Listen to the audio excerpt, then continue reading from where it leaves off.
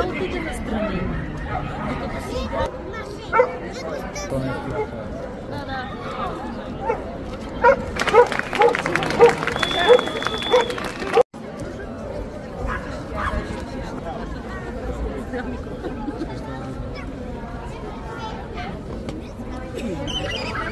Еми така ти бяха...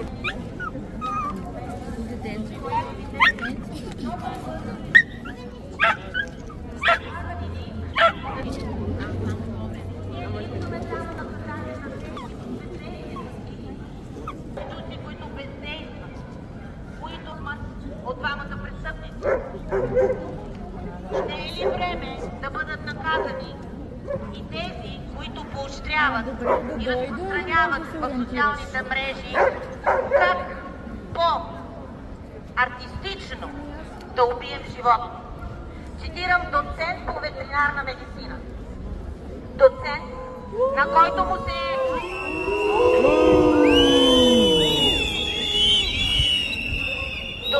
който обучава нашите деца как да се грижат за животните, заявявайки, че животните нямат права. Те имат права само да бъдат вкусни.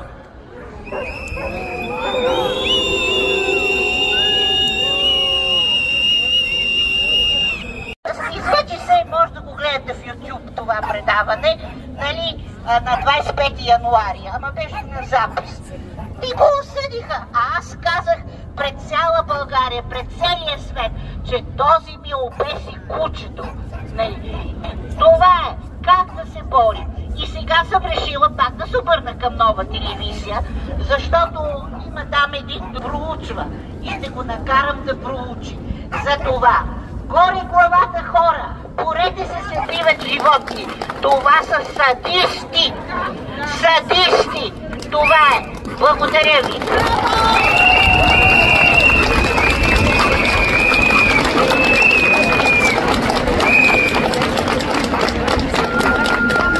Си свършиха работи, заради които сега тези имена станаха известни от всички вас. Искаме да благодарим на особната работа от ГДБОП, на БГ-елфите, които неуморно десетки часове наред са гледали тези видеа, анализирали са ги, работили са заедно и са успели да стигнат до на Главна дирекция Национална полиция, на организация Кажи, които...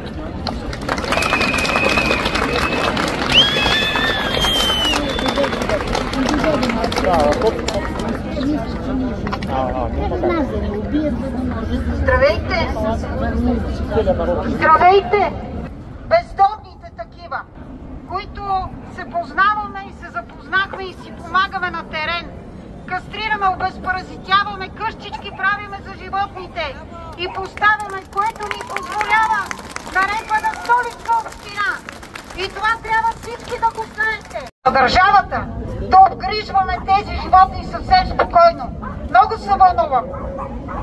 И трябва да ви кажа, че ние приемаме за агресия и насилие всяко едно посегателство върху къщичка, върху отнемане на храна на бездомно животно, отнемане на вода, бутане на къщ срещу нас.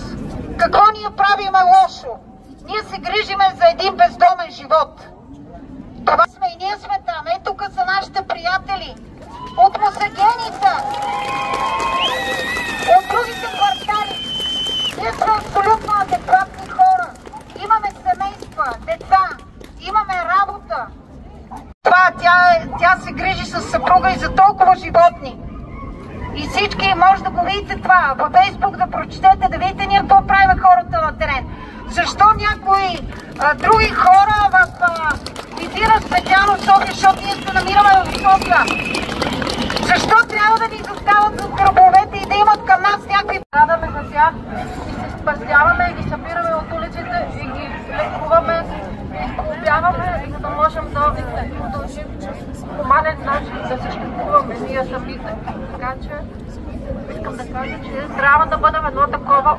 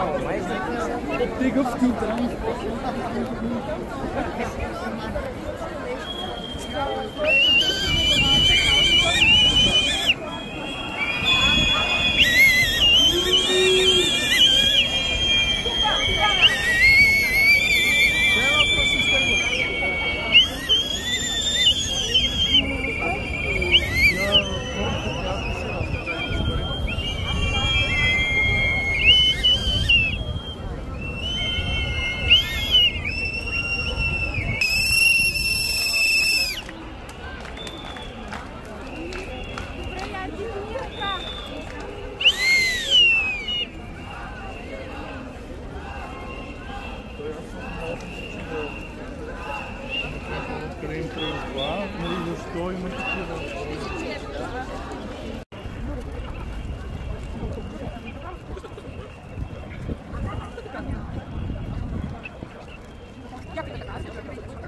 Срещу нас.